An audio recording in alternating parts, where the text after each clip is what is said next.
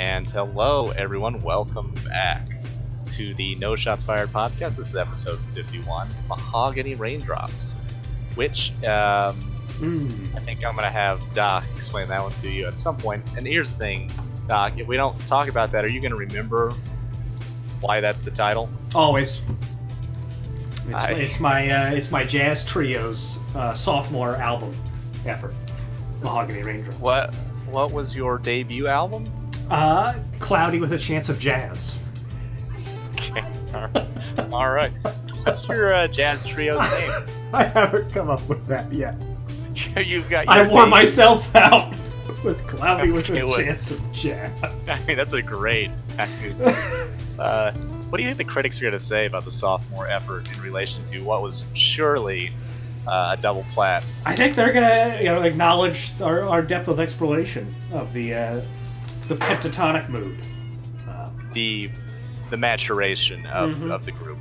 Yeah, I mean, I'm going to be identified as the anchor, but I'll gut one more album out before my two bandmates move on to greener pastures. Sure. Our topics this evening, besides smooth jazz, will be Megaman X2, why I should start up Persona 5 again. That is going to be, you're going to have to guess who that is, Dungeons & Dragons update. And then we're going to all talk about an extensively discussed idea, the properties that we'd like turned into games. Ones that either haven't been turned into games, or ones that we'd like turned into different kinds of games, other than the ones they already have been. And finally, we'll end the show with your questions. I'd like to just start off by saying it was really tough this week to narrow down from all the things we wanted to talk about. Just an exhaustive list. It's tough. And but I really think we've curated a nice little artisanal selection of topics for you. It's today. lean. It's efficient. I agree. Seems good. And on that note, we're going to jump right into Megaman X2, and I believe we're going to be talking about you streaming that junk blade, but not speedrunning it, something like that. X3 is what I'm going to speedrun. I'm probably going to do that this Sunday because last week was just bleh. Whereas X2, I will probably stream tomorrow night just for fun.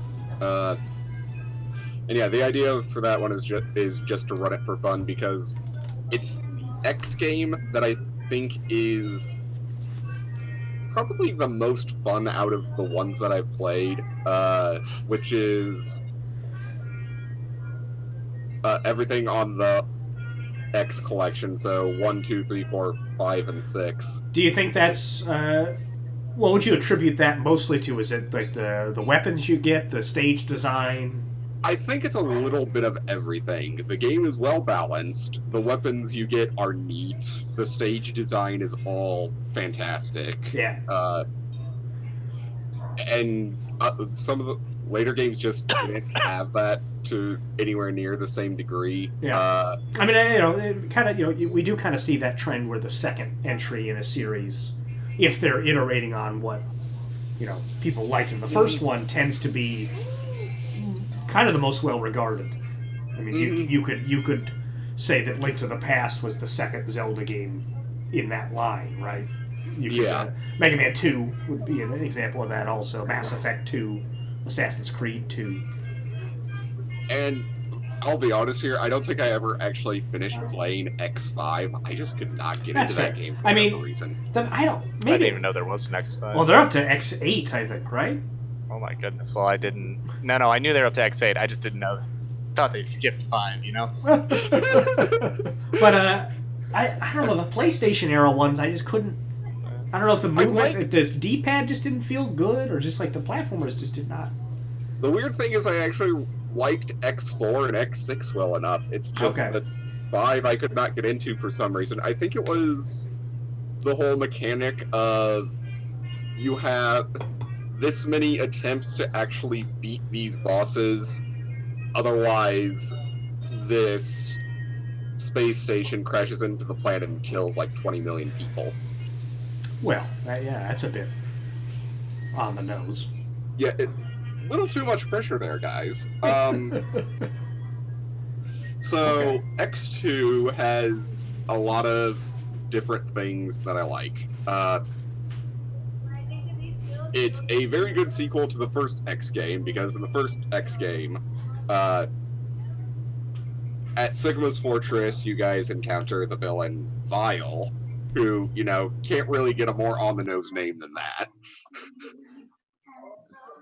Who Zero has to sacrifice himself to enable you to beat. And then, in X2, the villains of the game, known as the X-Hunters, have all of Zero's body parts, but you still have his control chip.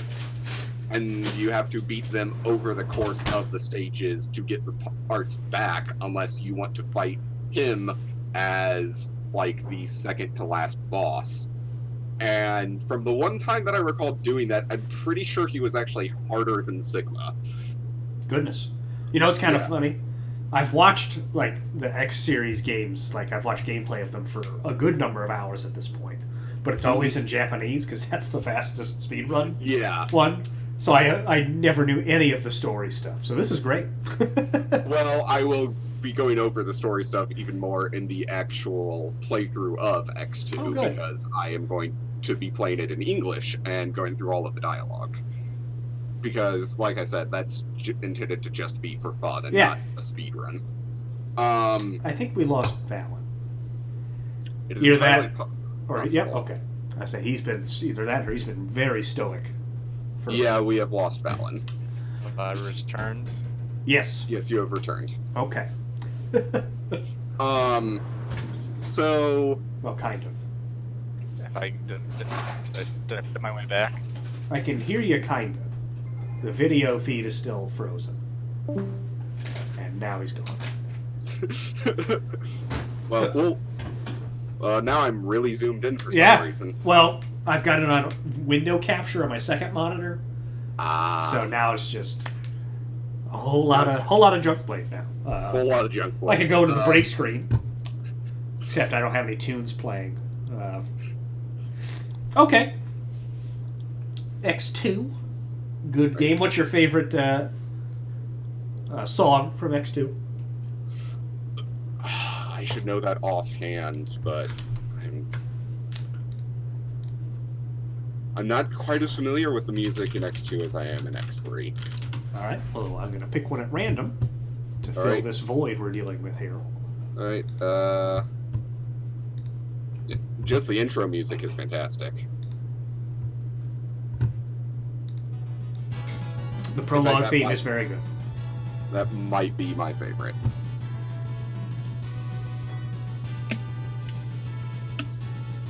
So nobody can hear us right now, or they can. Oh, they can. Okay. I just took it off the Uzi what's-its. Oh. Has Valen returned? We're trying. We're trying. Man, the internet is just not liking us lately. It's been a bit, We've been having troubles streaming, we've been having troubles counter-striking. Yeah, that was no fun. Yeah, no fun at all. So, I have talked over the Mega Man universe lore with my friend a little bit, because it's an oddly fun thing to discuss, and it's also one of those things that is oddly deep considering how many games there are. Yeah. And how much background information there is for it. And so I remember we went one of these episodes, we went over the flavor text of some of the bosses, and it was wild. Yeah. Some of the bosses, man, it's like Blizzard Buffalo. He just wanted to make ice sculptures. That's all he wanted to do. And the bad guys are like, nope, you have to be a bad guy now. My back. Oh, sounds like it. Yeah, I did it. I sorry, guys. Had a reroute to the secure server. Exactly. I had no problem. Had to. The Sigma virus was trying to infect you. It might have done it again. It might have. It seems to have done so. I think the Sigma virus got Val. I hear the crowd noising.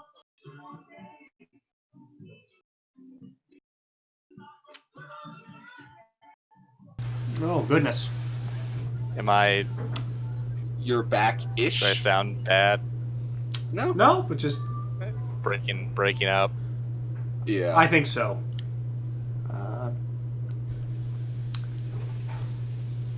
Let me, I'm just gonna sit here. You guys just keep doing your thing. Alright, so, something that we determined is that, did you ever play any of the original Mega Man games, Doc? Yes. Did you... Oh, if I recall correctly, you played mostly the regular Nintendo ones and not the Super Nintendo one that came out. 7, yes, yeah, like 2 and 3. Yeah, no, 7 or Mega Man and Bass. I did not. I haven't played Mega Man and Bass myself. Well, I think the Super Nintendo version only came out in Japan, and then it came out on Game Boy Advance. Sounds right. Sounds right. I think it's actually supposed to be pronounced bass because his dog is named Treble. Oh yeah, it's all music stuff, but I refuse to acknowledge that. That is perfectly fine. I just was bringing it up for consideration. No, you're right. Anyway, at the end of that game, this is sort of like the turning point for the Mega Man timeline because you beat Wily again, and Wily's like, okay, I give up, just take me to jail already. And Mega Man says, oh, I'm not doing that this time. I'm going to do to you what I should have done a long time ago. And is actually about to outright kill Wily, but he hesitates just long enough for Bass to show up and save him. Well, I mean... Who was going to do that? Yeah, Mega Man was going to do that at the end of Mega Man 7 because of all the suffering Wily has caused, and he's actually capable of it. Dr. Light did not design him with the 3 laws. You know what the classics say, fool me once, shame on you. Fool me twice, shame on me. Fool me thrice. I mean, we're really getting into it. Fool me 4 times, well, maybe it was just twice, and the other 2 didn't count. Fool me 5 times, and I wasn't paying attention that time, it didn't count. Fool me 6 times, I'm getting peeved. Gonna be honest, getting pretty peeved. Fool me 7 times, it's time to waste you.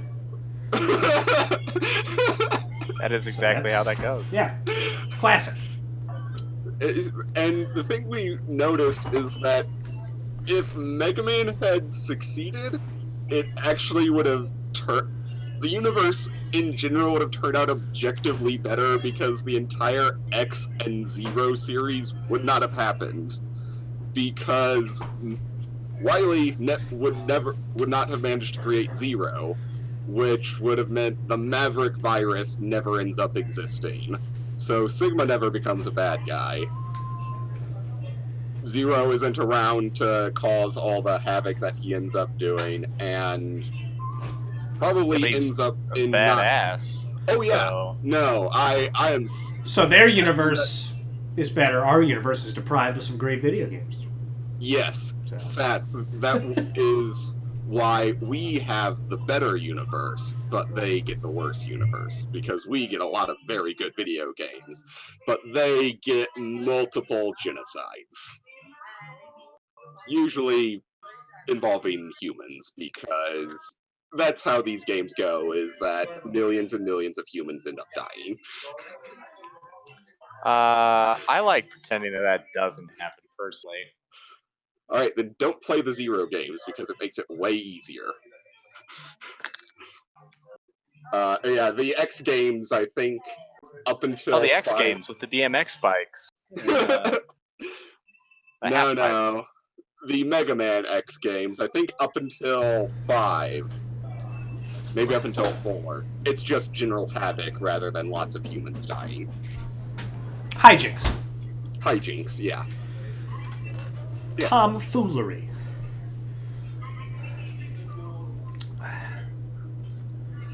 But anyway, that was my little spiel on the Mega Man lore for now. Have you played the Battle Network series at all? I remember trying to play one of the games and just not really being able to get very far. Of course, this was like more than 10 years ago, and Yeah. short attention span at the time. I mean, they're totally on different, Game right? Boy Advance, so, there were lighting issues. Hadn't got the SP yet. I get it. I don't think I ever got the SP. Oh, I think man. the first time I played a Game Boy Advance game with a backlit screen was when I had a DS. Oh, goodness. Yeah, that original one. I like the form factor, but that screen. Ugh. Yeah. Blech. No good. All right. All right. And that, I believe, leads us into our next topic, which is why I should start up Persona 5 again. And now we're going to find out who the I is. Ah, it's me. Wow, what a twist. I know. So, You know what a good word is? Psychopomp is a good word. Psychopomp is a fantastic word. that's an interesting word. I just thought that would really lead into. You're gonna see how that ties in Okay. shortly. Yes. Persona Dots. 5 RPG came out, I think, 2 years ago now. And I put a good number of hours into it, and I really have enjoyed the Persona series previously. But then I just kind of flittered away. And have yet to beat it. I'm seeing a lot of trailers. They're releasing a Persona 5, the Royale edition. I haven't looked into what changes are being made or anything like that because it's not on the Switch, so I don't care. In terms of getting an updated version, that's the only thing that would cause me to do that, is if I could do it on the portable system. But it's something I keep meaning to go back to and beat, but haven't. And I need to know who can make me do it. Either of you guys can make me. Well, when you say make, like what would I Come here and have to do? sit down with me and go, hey, let's go down with Persona 5 today. And I'll go, oh, well, we should check it out. That seems like a Sadly, lot of work. I know. I don't actually have the time for Which that. of my truest friends will come through for me at this moment? Well, I can text you literally multiple times every day until But you start playing it again. Okay. I can ignore Is that those. going to be enough? Yeah.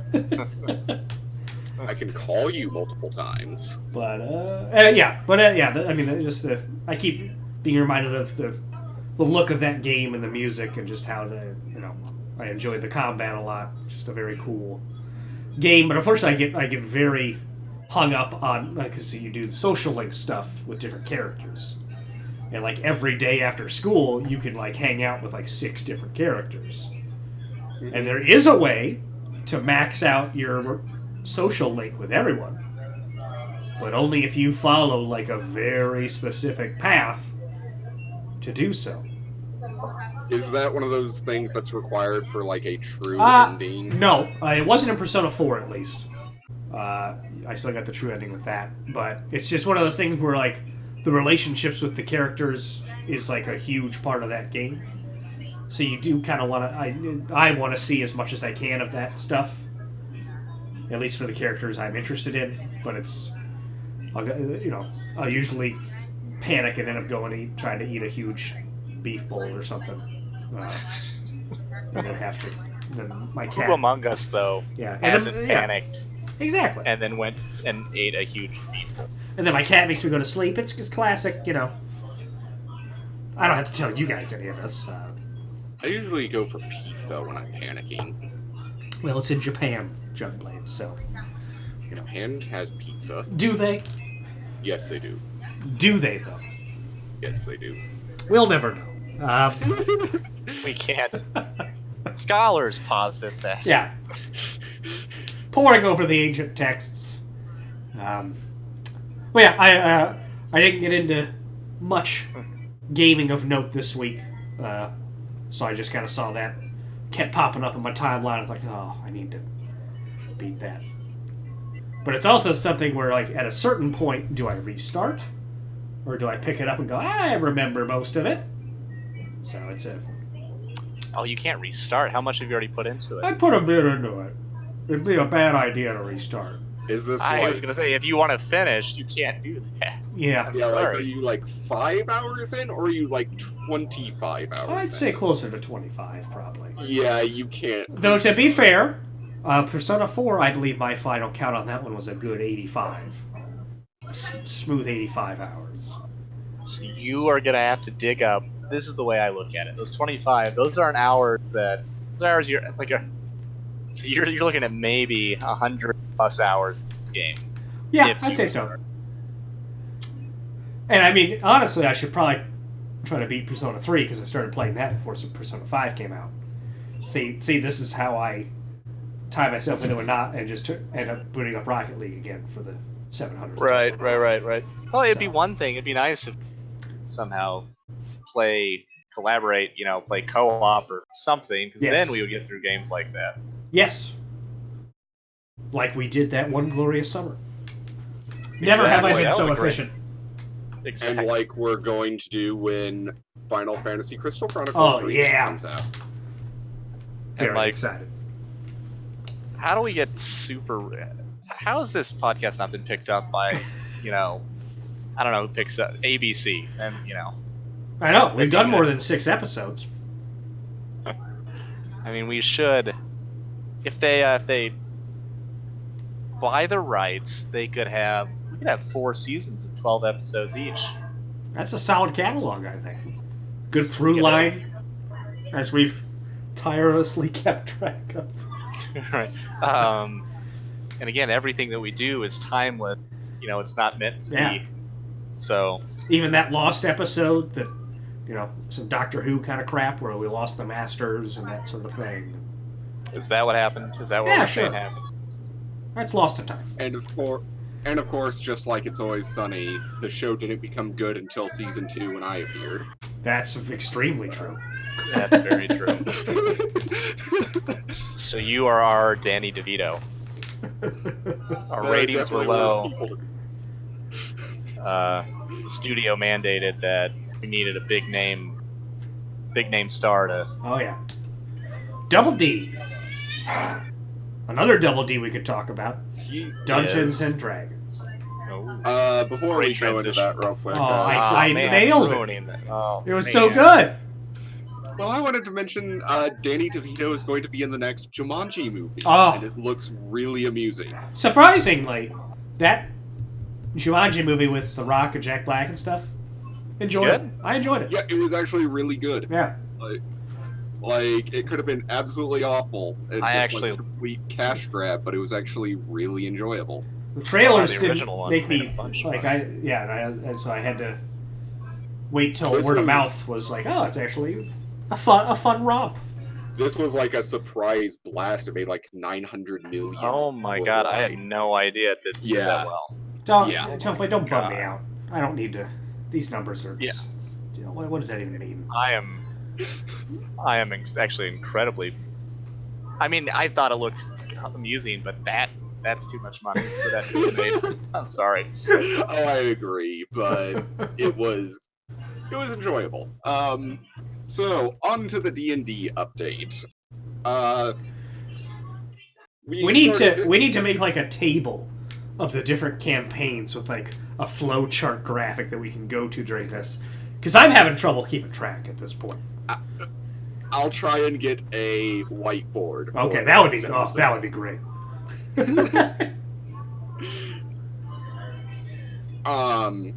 So to make things even worse, this weekend we tried a new campaign because. Oh my god! What? Don't you already have like 19 campaigns? Guys, stick to something.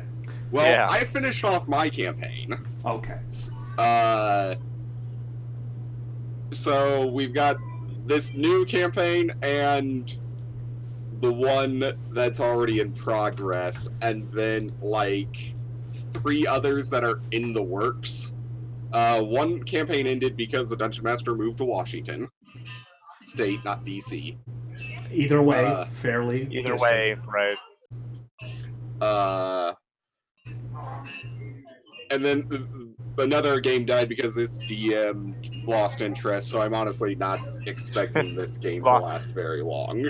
Lost interest, like what? Was that like a midway through a dungeon? He's like, I'm not feeling it, guys.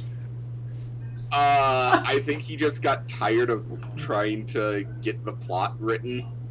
And also, he works for the post office, so he works overtime a lot, so his free time is somewhat limited. Did you tell him to throw a dragon in there? Nothing kickstarts the plot like a dragon. Right. Maybe the dragon has a treasure. It's Oh, yeah. boom. Maybe he's fond of some fibs. What if the treasure is friendship? Yeah. But And like, you have to go on the journey. Like solid gold friendship in like big letters. So it's monetarily valuable, but it's also like letting you reflect on the journey of getting to that. But you still get something like material out of it too, because he's not a jerk, right? So, do you think that would work for that? What if the letters are in Elvish? So also then there's a fantasy element to it. Yeah, and then a door opens, and then you're in the Mines of Moria, and you just flow right into Fellowship of the Ring. That's a great plot that's already written.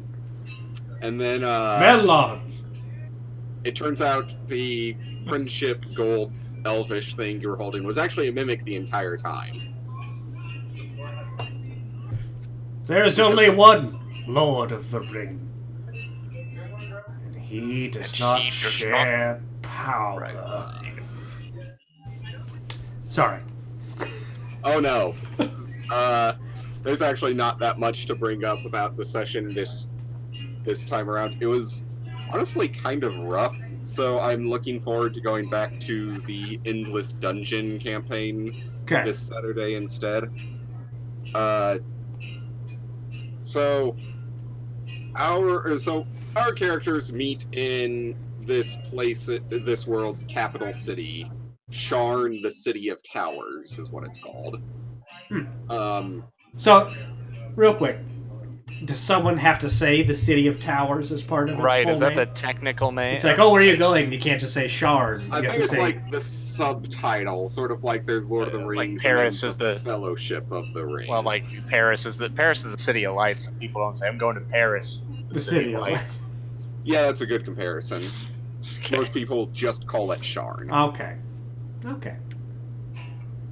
So our characters meet up here, and we decide to go check out the news and the job board in a local tavern, as you do on these adventures. Yeah, absolutely.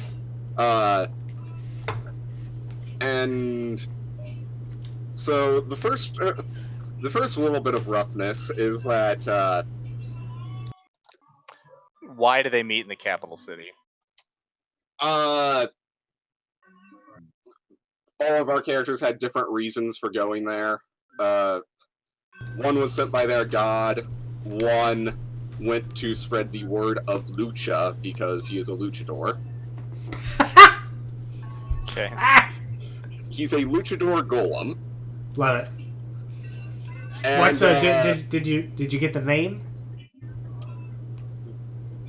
The Silver Dragon. Oh, but that's not Spanish. Los Platos Dragoon. Okay. If it was that, yeah. It needs to be. It has to be Spanish. Okay, my bad. I shall refer to him as Los Platos Dragoon. The player also needs to refer to himself as that also. Oh, he does. Okay, he does good. all the time. Okay, Good. He gets very into the role. Excellent. So we meet up.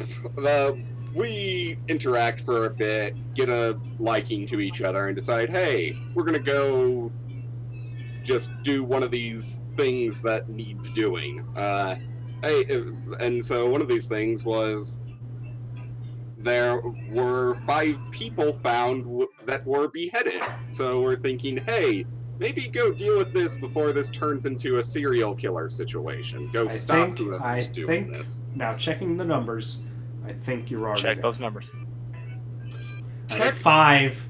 It was 5 people at once, so it's technically just a mass murder. Oh God. Okay, well, I just think maybe that's a semantic argument. Right, are not important at this juncture. Okay, but yeah, stopping that would be good. Needs to be stopped. Then again, it could be a one-off. Got it out of their system. Unfortunately, it wasn't a one-off because we found a bunch of decapitated guards too. So you were lying about it being one incident. Then that's what I'm hearing. And then sounds like I hate to break it to you, law enforcement, but this is already a serial killer situation. Yeah. We ended up getting into the semantics of serial killer versus mass murderer in the session itself. Excellent. So we go to the crime scene and talk to the guy there and find out he's a member of, like, the Secret Service, essentially. He's got a mark. He's got apparently they're called the Black Lanterns. And no, that has nothing to do with the DC faction, Doc. Well, I was going to comment on a Black Lantern probably would be very useful. That is a fair point. And so they're investigating this crime scene. We come in to help out in any way we can. And we find out that it was caused by some local goblins in the slums. And we decide, okay, or that's the best lead we have at the Must have been standing on each other's soldiers to decapitate all those people. It happened after they were killed. They're short. Get it? Yes.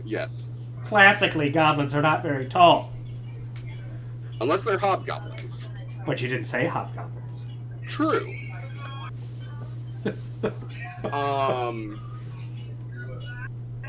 And so we go into the area and get ambushed by a group of goblins who we mostly spare because we want information, and two of us are not that fond not that fond of killing. And they tell us basically the reason they're assaulting us was at the insistence of these two, this one gang leader, a goblin sorcerer or shaman named Pyros. Always passing the buck higher up the food chain. Never taking responsibility for where they were. And what they were doing. Nice going into that speech. Keep going, sorry. No, I am not minding at all. And we're like, okay, well, how about you lead us to Pyros so we can deal with him? And they're like, well, there's a problem. Some of his underlings have kidnapped our families and are holding them hostage. That is a problem. So we asked them to lead us to where their families are so we can go save them because we're good people. That's the sort of thing we do. Sure.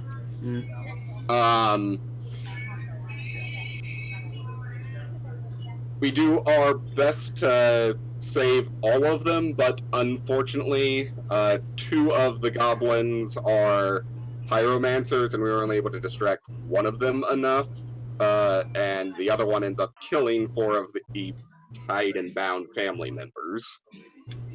Well, not every operation goes off without a hitch, right? 4 out of how many? Like 20-ish? Okay. They're fine then.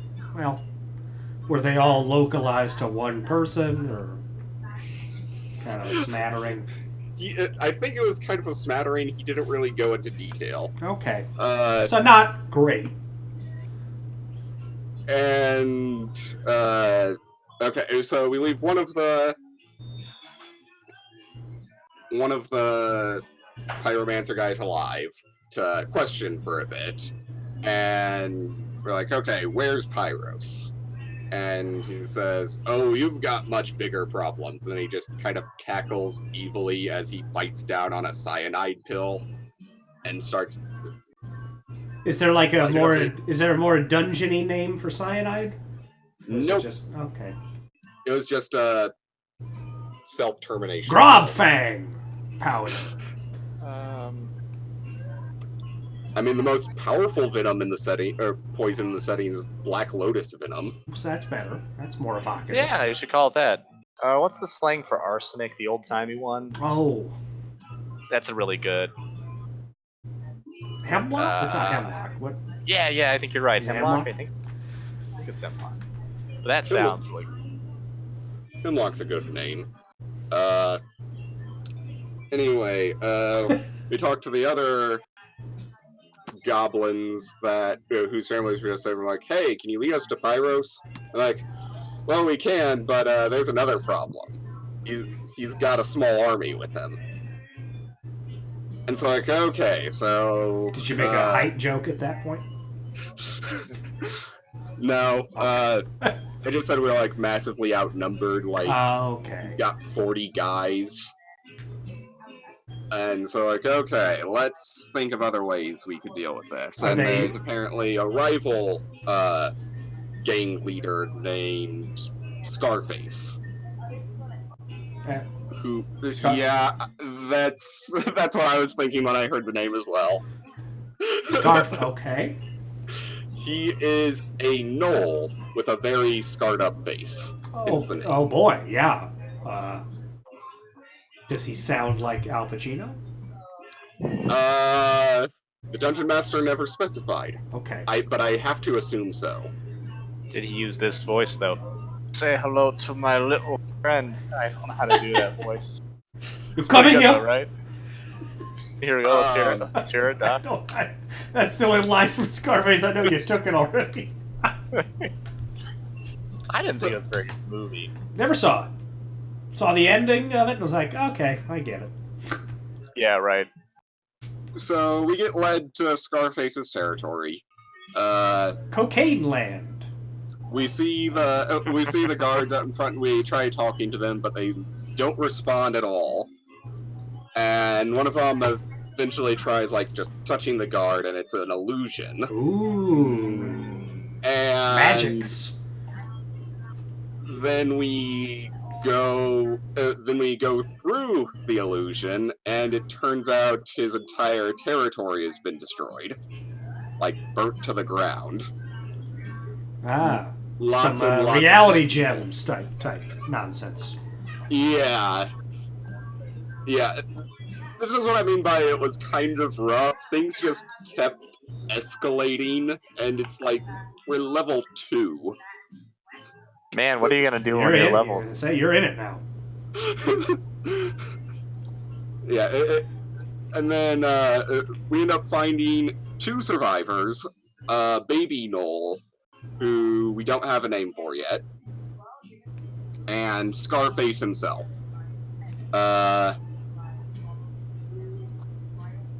And then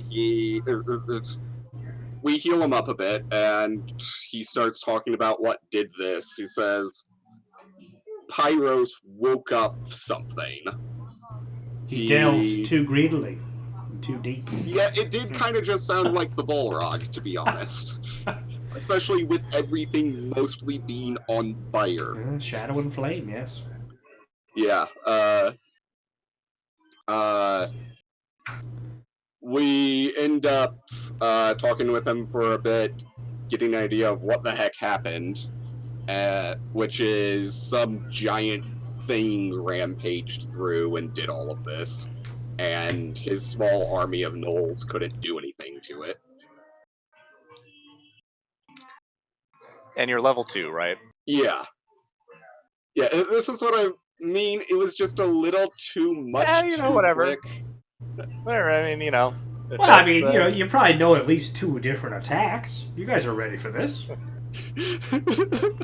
You have a short sword, I assume. Well, one of you just showed up in the capital because you wanted to preach the word of... Luchador Golem, I'm sure, has a good grapple going on. Good grapple Indeed, move. he does. Okay. Probably a lariat of some sort, maybe. Ooh, lariat, good. Yeah. Another good word. Yeah, there you go. Just a wash with vocabulary tonight. Working his way towards the shooting star press, maybe. German suplex. This recap there, Junkblade, how many sessions does all of this encompass? Because there's been a lot that you've talked about. Well, at least a lot of big event. This is one session. Oh, Lord! Yeah, this is what I mean. Like, maybe you guys need some interstitial time in the traveling between these places to have some smaller skirmishes to yeah, some experience. yeah. That's kind of what I voiced to the DM afterwards. Was that I just felt completely helpless for half the session because we're level 2.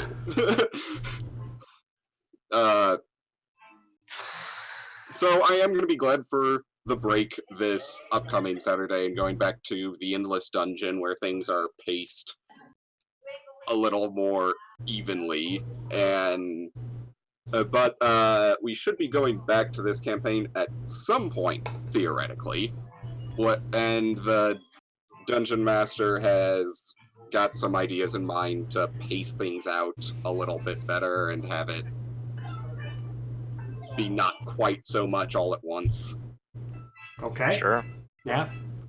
Yeah, I mean, I can't believe that was all one session. Yeah, we and then it ended with us like going back to the bar, Scarface and the bartender being old friends, and then starting to argue over what had happened, and then realizing a thing that they thought they had killed, they hadn't killed successfully. I'm just imagining a smash cut to your party, like sitting at a table, just kind of going, man, that escalated quickly. Yeah. I mean, that really got out of hand fast. Well, also, a lot of things didn't seem like interconnected because it's like supposed to be an ancient horror they've reawoken, but it's also supposed to be something that the bartender and this guy had killed in their adventuring days.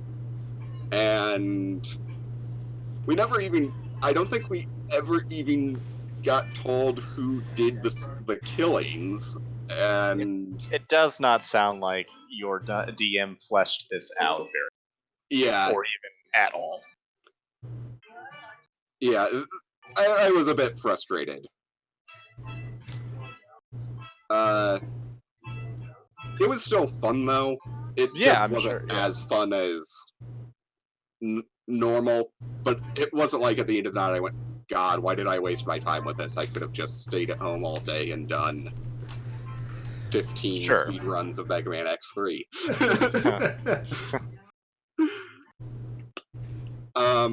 So I am looking forward to giving this another shot and seeing if he can slow things down a little bit with the things he has in mind.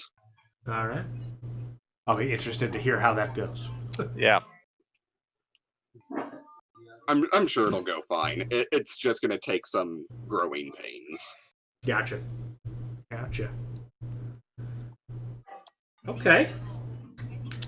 Do we want to move on to our very well thought out and considered topic?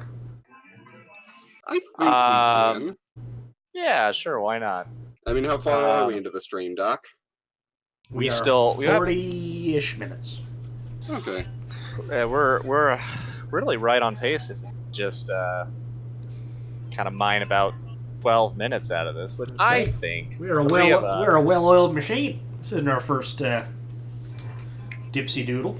Yeah. Well, I'll have to ask. We discussed off stream, obviously, but we discussed just a wealth of possibilities. Do any of you immediately have one of those wealth of possibilities that jump to mind that you'd like to talk about and really get this discussion started, or should I pluck a feather from my?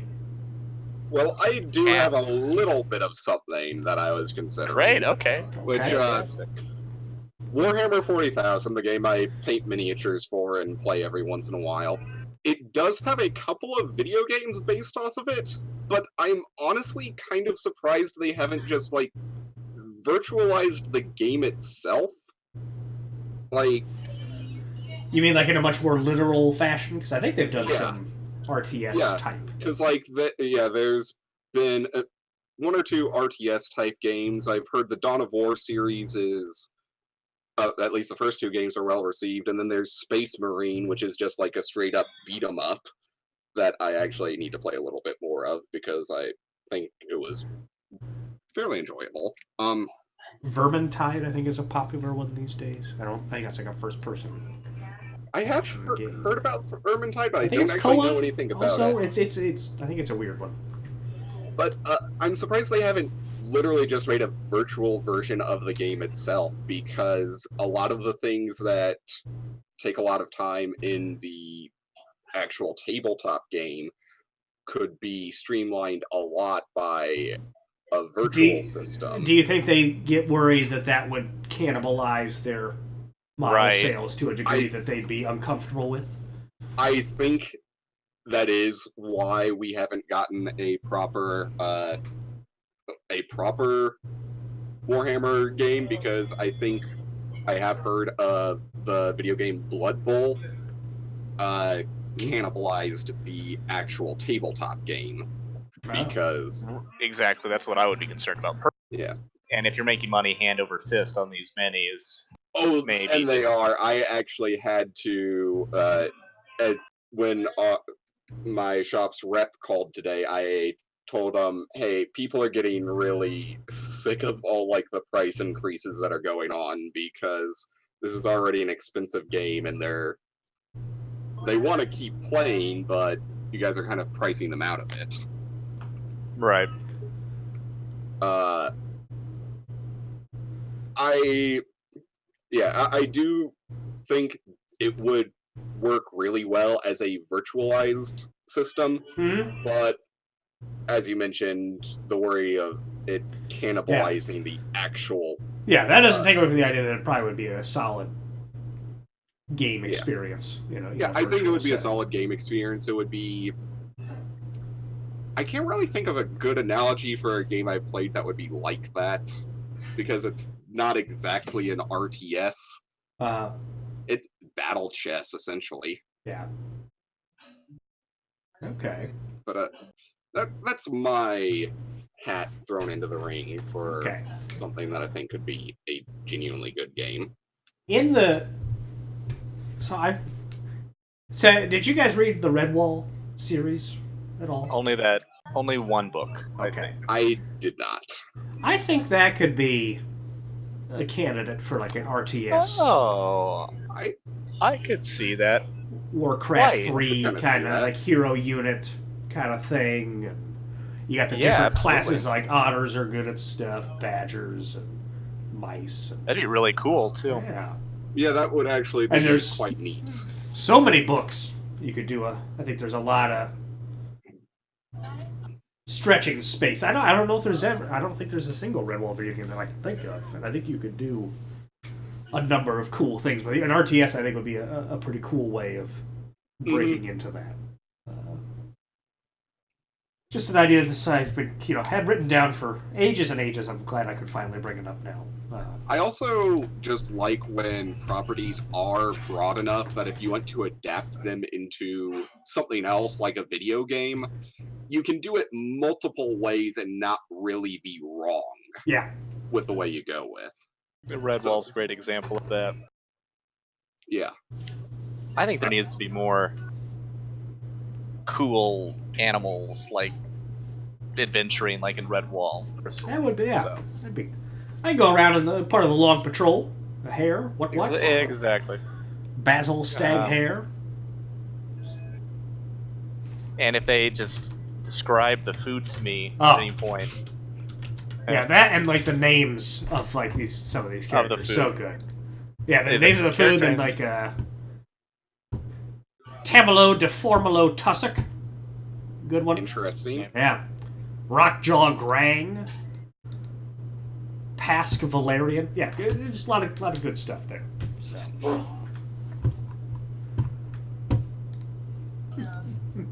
I think that an excellent thing to make into the tension. I'm on pins and needles here. Well, it's all about, slowly revealing what it is. Okay, I'm going to do something different. I'm going to talk about a game that already exists, but I wish there was more of it. Or at least more style. Myth, The Fallen Lords. One of Bungie's earliest entries into the video game universe, but there are not enough. So this game was real-time strategy, but not in the classic sense that you build bases. It's you get a squad at the beginning of the mission, and unless there's like people hidden around the map, you cannot increase the number of people you have for the mission. You have to use that squad to complete the mission, and it's more about the tactics that you use, the micromanagement of the units. StarCraft would always have like 1 or 2 missions like that in their campaigns. Right? Exactly. But okay. But I disliked those missions in StarCraft because StarCraft, even though those, I mean, they're kind of fun, but StarCraft's more about. It's not what you're right. Wired to do in StarCraft. Yeah. Yeah, it's very different. In regards to Myth, I just want to say real quick, the main thing I remember from that game is casualty. Yeah. Casualty. Yeah, they have a great, great audio. Yeah, anytime you lose a unit, or the feared casualties. Casualty. Oh no, man. He really gets into it if you lose multiple people. But in general, I think, and the reason the way I'm going to tie this in is not only do I think that's a fun type that should be explored more, but that would also be great for any number of properties that haven't been turned into games. I mean, if you think about what's a cool book that any of us have ever, I mean, Lord of the Rings, even if you just have, the 4 hobbits start a mission, the 4 hobbits have to get from point A to point B or something. Well, and the number of different wars that are referenced in those books, you could do any number of campaigns for that sort of stuff. Yeah, exactly. So, and what people have, again, like the direction people have taken, the micromanaging a single unit is sadly a game type I don't like a whole lot, which is that Dota type game. Yeah. The laning game. Yeah. Well, I do think this brings up a topic we can cover next time around, which is game types that have kind of died off, but that we really enjoyed, because like Myth, Ogre Battle. The games we've mentioned have basically no chance because we all had genres that have fallen a bit out of favor, unfortunately. I think that is exactly right. Something when the space is not being explored at all. I mean, that's your chance to make a bunch of money. When nobody else is doing it, but like Undertale. Yeah, exactly. That's something nobody else was really doing and made money hand over fist. I still don't quite get that one, but like why it made so much money. Like I've enjoyed playing it and stuff, but I think it's sort of a factor of the cost combined with what it asks you to put into it. Like, well, it just hit a fever pitch. I mean, that thing was enormous, right? So yeah, but it's like asking somebody to spend $10 on a video game is not asking much. Yes, so that's true. If you hear from a friend whose taste you really trust, hey, this game is amazing, spend $10 and play it through like this, and you'll have a really good experience. Most people are going to end up doing that. Okay. And I have good news and bad news. I can't imagine that you actually have good news, but I'm certain you have bad news. Same here. The bad news is genres we miss was something that we did in episode 8. But good news, I don't think Junkblade was on that episode. I was not. I'm not going to go look because that would ruin the good news. But so I think we can revisit it, but I'll probably watch it again to make sure I don't say the same thing. I may say the same thing. I don't know. I joined at like episode 13, or I joined in the teens. I was not in the single digits, so I was not present for that episode. So I think we're solid. I think our longtime fans will forgive us this retread. I was just about to make some sort of snide comment like that one. I'm trying to think of another game that was kind of like Undertale, just kind of came out of nowhere and took off. I mean, I'd say Rocket League probably falls under that thing, which is a kind of an interesting, different path because their real kickoff was when they went on PlayStation Plus, so everyone, a huge swath of people got it for free, and then it just exploded from there, which is kind of interesting. But I mean, Hollow Knight's a big one. Shovel Knight's a big one. I mean, you got yeah, those are both awesome. Darkest Dungeon, kind of. Was that a Kickstarter? I don't think to quite the same. I'm 90% certain it was. I guess I think Hollow Knight and Shovel Knight were both Kickstarters too. Shovel Knight was for sure. I don't know about Hollow Knight offhand. I wonder when that sequel's coming out. To Hollow Knight? Yeah. Sometime after Half-Life 3. Well, they've already announced it. Don't get my hopes up about Half-Life 3. I'm joking. Oh. I apologize. Just do something, Val, for once. Or even just say it's dead. Just finish the story. No, you don't get to kill it. Finish the dang story. I don't care what the game is. Tell me what happens at the Borealis or whatever stupid ship is up in the Arctic. Just go do it. Darkest Dungeon was a Kickstarter. It made $313,000 out of its $75,000 goal. That's all it took to make? Yeah.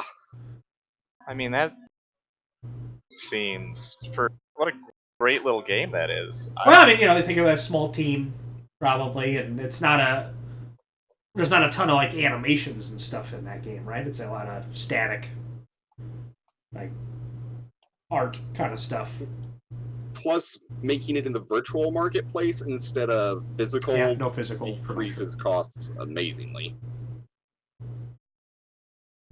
I'm still impressed. So basically, we should get off our butts and go make that paper. That's what I'm seeing out here. That's what I'm hearing. Okay. Can we get the Redwall license? Because I feel like that may be hard. Probably not. Yeah, let's go for that one. Well, maybe he wants a Plucky. I think he passed. Well, the estate. Maybe the estate also. He wrote a ton of stories about a plucky band of underdogs. In some cases, probably literally dogs, underdogs. Actually, I don't. No dogs. Not many. Never dogs. I can only think of like one or two cats too. I think those animals were a little too big. Mainstream. Yeah. Yeah. No, I can see that. You don't want. You don't. Actually, the cat may have been the same cat, but just lived a while. Okay. I'm sorry. I'm getting into my Redwall lore brain here. I'm kind of curious now. There's nothing wrong with that. I've actually had some of the audiobooks again recently, and I've enjoyed them. Brian Jakes is good at reading his material.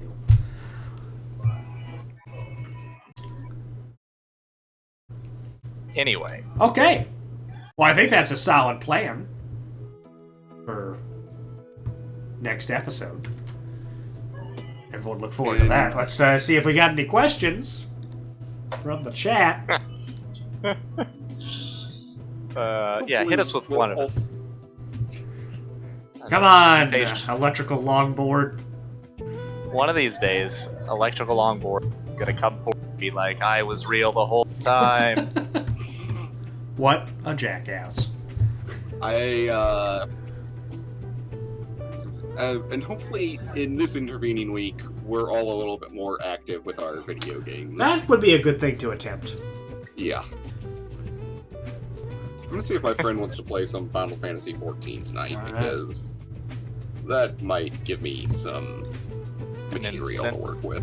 An incentive to, Well, I think we crushed this hour for having not Yeah. I don't think we should have. Thank you very much for the question. The song is called Deep Powder. We actually got a question? No. Okay. I just made it up. Aha! Oh, hey. Oh, interesting. Oh, thank you for the question. Yeah, Doc, when are you going to come up with your smooth jazz band's name? Tune in next time to hear my jazz trio's name. I gotta consult with the other bandmates to make sure we're on the same page. Makes sense. Can't wait. So. All right, All I right. think that does it for this week.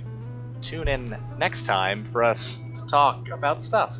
I'm Fallon for Doc Junkblade. Thanks for stopping by. Stay frosty out there.